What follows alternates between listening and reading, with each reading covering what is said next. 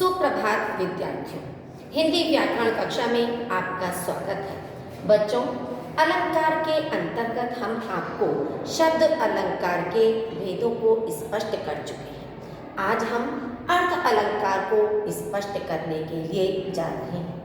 अर्थ अलंकार अर्थात जहाँ अर्थ के आधार पर काव्य की सुंदरता में वृद्धि होती है, उसे हम अर्थ अलंकार कहते हैं।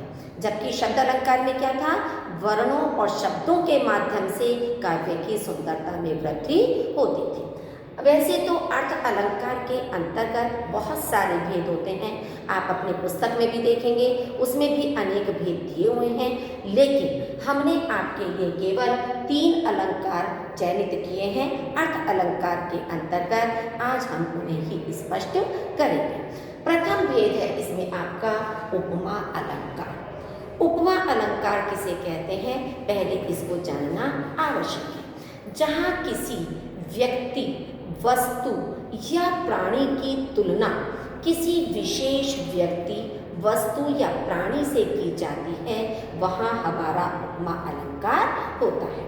उपमा अलंकार के 4 अंग होते हैं: उपमेय, उपमान, साधारण धर्म और वाचक शब्द। अब आप देखिए, उपमेय किसे कहते हैं? उपमेय जिसकी तुलना की जाती है उसे उपमेय कहते हैं। जिससे तुलना की जाती है उसे उपमान कहते हैं।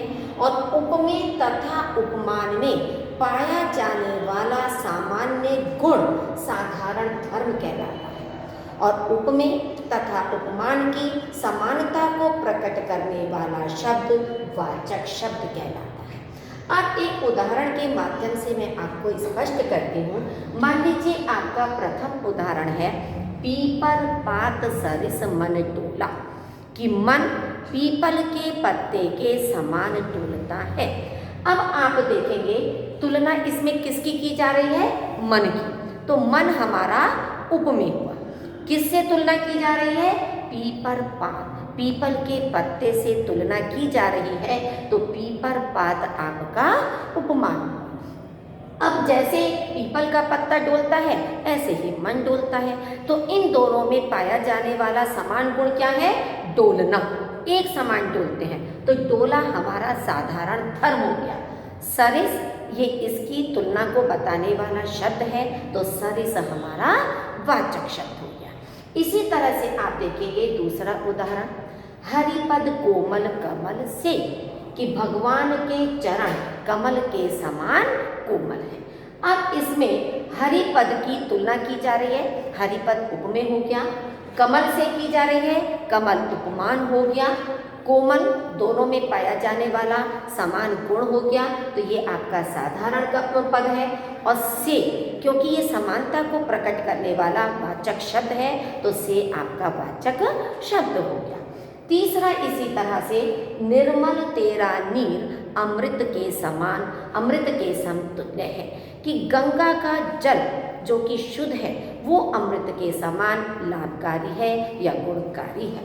तो इसमें नीर आपका उपमेय हो गया, क्योंकि नीर की तुलना की जा रही है। किससे की जा रही है? अमृत से। अमृत आपका उपमान हो गया। अब इसमें तुल्य शब्द का अर्थ यहाँ पर गुणकारी से है, लाभकारी से है। ये आपका साधारण धर्म हो गया और सम आपका वाचक शब्द है। तो इस तरह से बच्चों, जिस पंक्ति में आपके उपमेय, उपमान, साधारण धर्म और वाचक शब्द 4 अंग आपके दिए हुए हैं, वो आपका उपमा अलंकार है। कभी कभी आप ये भी देखोगे कि कई जगह लिखा हुआ कि पूर्णोपमा और लुप्तोपमा अलंकार होता है। उसमें अंतर क्या होता है?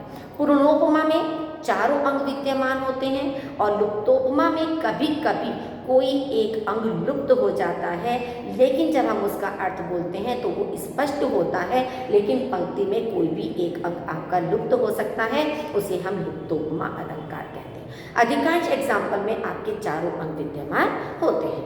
अब दूसरा भेद आपका है रूपक अलंकार।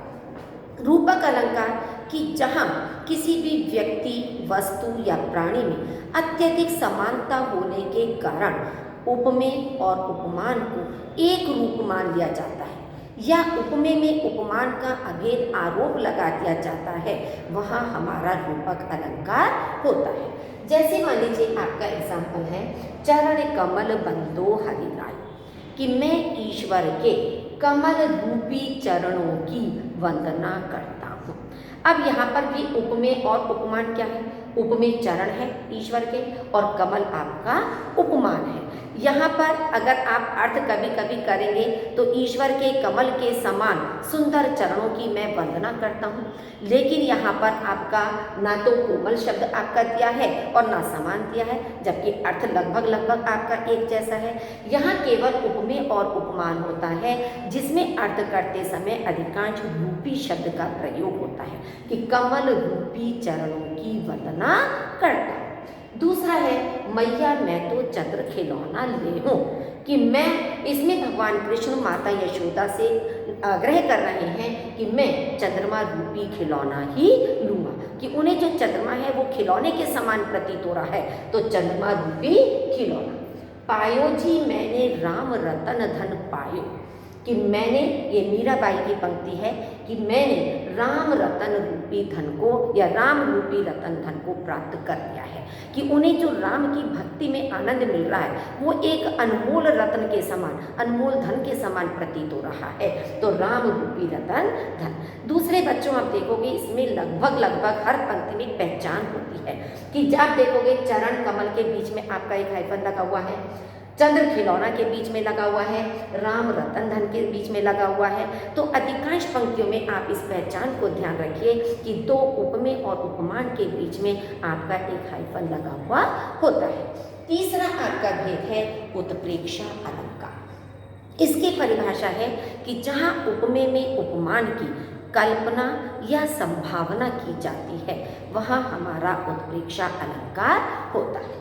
जैसे एग्जाम्पल है, मान लीजिए आपका झुककर मैंने पूछ लिया खा गया मानो झटका। अब इसकी पहचान आपकी देखिए, मनु मनहु, मानो, जनु जनहु, जानो जो, इन पहचान के शब्दों का अधिकांश आपको हर पंक्ति में दिखाई देगा पहचान का शब्द।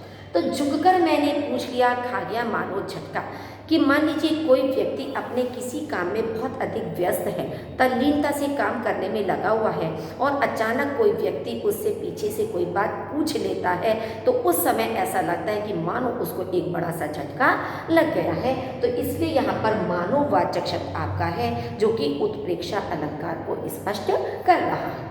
पाहुन जो आए हों गाँव में शहर के, कि शहर का कोई अतिथि जब गांव में आता है तो उस समय जो एक उल्लास का, आनंद का वातावरण चारों ओर गांव में छाया हुआ होता है, तो ऐसा लगता है कि मानो शहर से कोई अतिथि गांव में आया हुआ है। यह मेघ आए एक कविता है, उसका इसमें वर्णन किया गया है कि आकाश में भी जब बादल छाए हुए होते हैं ग्रीष्म ऋतु में, हर व्यक्ति गर्मी से व्याकुल होता है, बेचैन होता है, और अचानक जब बादलों को आकाश में घिरा हुआ देखा जाता है तो उसे लगता है कि मानो मेघ रूपी अतिथि गांव में आ गए हैं। तो यहाँ पर भी आप देखेंगे जो वाचक शब्द आपका उत्प्रेक्षा अलंकार का है। उस काल मारे क्रोध के तनु कांपने उनका लगा, मानो हवा के वेग से सोता हुआ सागर जगा। अब इसमें जिस समय राम भगवान समुद्र से मार्ग मांग रहे थे लंका जाने के लिए, और समुद्र उनकी याचना को नहीं सुन रहा था, नहीं कबूल कर रहा था, तो उस समय श्री राम बहुत अधिक क्रोध में आ गए थे और क्रोध से उनका शरीर जो है वो कांप रहा था।